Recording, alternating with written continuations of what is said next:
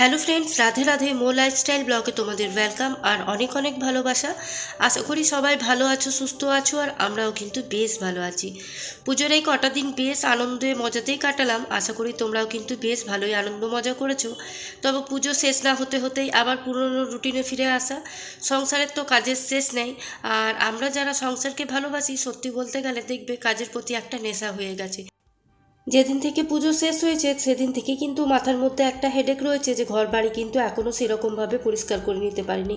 তাই আমার মনে হয় মাথায় হেডেক না রেখে সুন্দরভাবে ঘরগুলোকে গুছিয়ে সাজিয়ে নিলেই কিন্তু আমার কাজ শেষ, আর সেরকম চাপেও থাকবে না।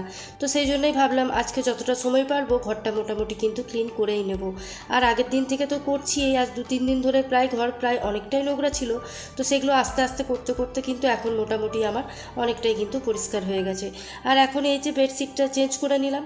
আর এই বেডশিটটা জানো তো আমার খুবই প্রিয়, যেহেতু এই বেডশিটটা কিনে নিয়ে এসেছিলাম নিজে পছন্দ করে। তবে ওই যে জিনিসটা আমি পছন্দ করি সেটা কিছু না কিছু একটা খুঁত হয়ে যায়।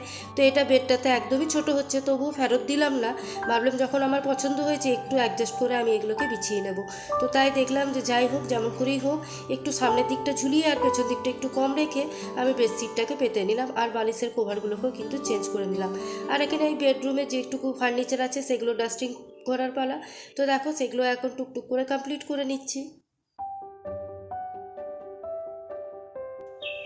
সময়ের সাথে তাল মিলিয়ে চলতে গিয়ে এই পুজোর 4 থেকে 5 দিন যে সমস্ত সংসারের কাজকর্ম থাকে সেগুলো কিন্তু প্রায় ইগনোর করি। ওই কোনো রকমে 4-5 দিন কাজ করে পার করে দিই, সেটা বলতে পারো না করার মতনই। পুরো সময়টা মনে হয় যেন উৎসবে মেতে থাকি। আর সত্যি বলতে গেলে একদমই 4 থেকে 5 দিন কিচ্ছু করতে একদমই ইচ্ছে করে না। মনে হয় ঘরের মানুষজন আসে, তাদের সাথে সময় কাটায়, আর তারপর তো জমি আড্ডা। আর সারা বছর তো সংসারের কাজ আছে, তাই না?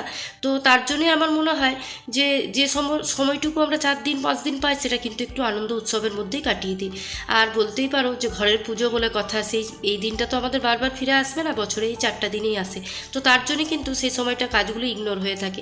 তারপর তো এই শুরু হয়ে গেছে কাজের চাপ। তারপর আবার কালী পুজো, লক্ষ্মী পুজো, এগুলো তো আছেই পরপর। তো যাই হোক, এরকমভাবেই কিন্তু দিনগুলো পেরিয়ে যায় আমাদের প্রতি বছর।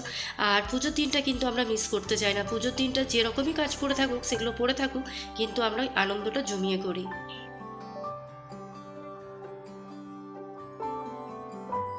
আর এখন সমস্ত কিছু পেরোনোর পর যেন কাজের পাহাড় পড়ে আছে।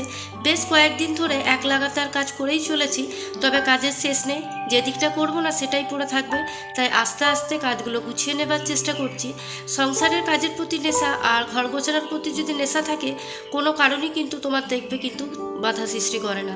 যেরকমভাবেই হোক কিন্তু কাজগুলো হয়ে যায়। আমরা যারা সংসারকে ভালোবাসি, যতই কাজ পেন্ডিং পড়ে থাকুক, যতই শরীর খারাপ হোক, যাই হোক, কিন্তু পরে একদিন দেখবে সেই কাজগুলো সুন্দরভাবে গুছিয়ে নিই, তাই না? আর এখন দেখো চলে এসেছি সোজা রান্নাঘরে এসে কয়েকটা জিনিস ছিল যেগুলো কন্টেনারে রাখার ছিল, তো সেগুলো রেখে নিলাম। আর এখন আমি আমার জন্য একটু জলখাবার বানিয়ে নিচ্ছি। এদিকে ছেলেও চলে গেছে স্কুল আর হাজব্যান্ডও চলে গেছে অফিস। তাই নিজের জন্য ভাবলাম যে ডিম দিয়ে একটু টোস্ট করে নিই। তো তাই ডিমের মধ্যে ওই তোমার একটু চিজ, অরিগেনো, তারপর নানা রকম মশলা দিয়ে একটা অমলেট করে তারপর ব্রেডটা দিয়ে চিজ দিয়ে তারপর খেয়ে নেব। ব্যাস, এটা হয়ে গেলে আমার ব্রেকফাস্ট কমপ্লিট। তো এখন একটা অমলেট করে নিচ্ছি। একা ঘরে থাকলে সেরকম খাবারের চাহিদা থাকে না, যে কোনো কিছু একটা খেয়ে নিলেই হয়। তবে আজকে ছেলেকে তোমার ওই আলু দিয়ে আর ব্রেড দিয়ে স্যান্ডউইচ করে দিয়েছিলাম। ও আঁশটা নিয়ে যায় না, ডিম টিফিনে নিয়ে যায় না, তো তাই ভাবলাম যে ডিমটা আমিই করে খাই। তো ব্যাস, এখন ব্রেকফাস্টটা কমপ্লিটের পর তো অনেক কাজ পড়ে আছে আমার জন্য। আর এর মধ্যে কিন্তু দিদিও চলে এসেছিলো কাজে। আর এখন প্রায় কিন্তু 8:30 মতন বাজে। আর এদিকে দেখো আমি ভাতটাও চাপিয়ে দিয়েছিলাম, আর আজকে ফুলকপির তরকারি করেছিলাম। খাবারের মধ্যে হালকা পাতলা খাবারই রেখেছিলাম, যেহেতু আমার শরীর খুব একটা ভালো ছিল না। আর এখনও ভয়েস দিতে যেয়ে তোমরা বুঝতে পারছো কী পরিমাণ আমার ঠান্ডা লেগেছে। তো সেই জন্য সেরকম কিন্তু রান্নাবান্না করতে পারিনি। যেটুকু শরীরটা বয়েছে সেটুকুই কাজ করেছি, আর সেটুকুই আজকে কিন্তু রান্না করেছিলাম। তো এদিকে ফুলকপিটা কষিয়ে একটু জল দিয়ে দেবো। আর এখনকার ফুলকপি যদিও আমার খুব একটা ভালো লাগে না, তবে শীতকালের ফুলকপি খেতে আমি ভীষণ ভালোবাসি। তো আজকে রান্নার মধ্যে করেছিলাম এই ফুলকপি আলু মানে পোস্ত বাটা। দেখতে পেলে এদিকে ভাতটা হচ্ছে, আর এদিকে ফুলকপিটা চাপালাম, আলু সিদ্ধ করবো। আর পোস্ত বাটা এখন হালকায় খাওয়া হচ্ছে, যেহেতু পুজোতে ভীষণ মানে ভারী খাবার খাওয়া হয়েছে তার জন্যে। তো চলো এখন ছাদে কিছু কাপড় আছে সেগুলোকে নিয়ে আসি। আর প্রতিদিন টুকটাক তো এখন কাঁচা হচ্ছে, বুঝতে পারছো পুজো পেরিয়েছে মানে তো এখনও কাপড় জমে আছে। তোমার এক ওয়াশিং মেশিন এখন এখানে কাপড় আছে, এটা এখনও আমার কাঁচা হয়নি। যেগুলো হাতের কাঁচা সেগুলো কাচ্ছি। আর ছাদে সকালবেলাতেই দিদিকে কাপড়গুলো দিয়ে দিয়েছিলাম। তো তো দিদি এখন কাপড়গুলো মেলে দিয়েছে, সেগুলো এখন আনতে যাচ্ছি। আর প্যান্ডেলটা এখন দেখো খোলা হয়নি, বুঝতে পারছো কি না জানি না। তো যাই হোক, চলো এখন কাপড়গুলো তুলে নিয়ে আসি। আর কি পরিমাণ রোদ বুঝতেই পারছো, একদম গ্রীষ্মকালের মতন আজকে গরম, আর রোদে একদম তাকাতে পারছি না। আর এগুলো সকাল সকাল মেরে দিয়েছিলাম বলে শুকিয়ে গেছে, তো তাই এখন উঠাতে এলাম। আর 11টার মতন এখন সময়। আর গাছগুলোর অবস্থা দেখো। তো চলো এখন ঝটপট করে কাপড়গুলো উঠিয়ে নিই। এখন কাপড়গুলো নিয়ে চলে এলাম। আর আজকে গরমটা কিন্তু একদম সে লেভেলের। কাপড়গুলো ভাঁজ করে নেবো। আর একটা চাদর এখনও পড়ে আছে, যেটা কাল মানে উঠিয়ে রেখেছি সকালবেলায়। তো এখন ওই ওয়াশিং মেশিন চালিয়ে একদম সবগুলো একসাথে ধুবো। আর একটু ফ্যানটা চালালাম, প্রচণ্ড গরম লাগছে তার জন্যে। আর চলো এখন কাপড়গুলো মানে ভাঁজ করে নিই। আর এই যে সব থেকে বিরক্তিকর কাজ যেটা হলো, সেগুলো হলো এই কাপড় গোছানো। তো এগুলো না গুছিয়ে রাখলেও উপায় নেই, জায়গা মতো তুলে রাখতে হবে। আর এগুলো জানো তো সকালেই আজকে কেচে মেরেজে দিয়েছিলাম। ওই যে বললাম ওয়াশিং মেশিনে এখন অনেক কাপড় জমে আছে, আস্তে আস্তে কাচা হচ্ছে, সব তো একসাথে করা সম্ভব নয়। আর খুব একটা শরীরও ভালো থাকছে না সব সময়, তার জন্যে অল্প অল্প করেই কিন্তু আমি কাজ করছি। আমার মনে হয় যে কাজটা হড়বড়িয়ে করবো তার থেকে একটু আস্তে আস্তে করাটাই ভালো, তাই না? তখন চলো এর মধ্যে রেখে দিই। আর তারপর আজকে কিন্তু আমি স্নানটাও সেরে নিয়েছিলাম, কারণ এতটাই গরম লাগছিল। আর রোদের তাপটাও কিন্তু বেশ উঠেছে। মানে বৃষ্টি যখন হচ্ছিল তখন দেখছিলাম ভীষণ ঠান্ডা লাগছিল রাত্রে আর সকালবেলায়।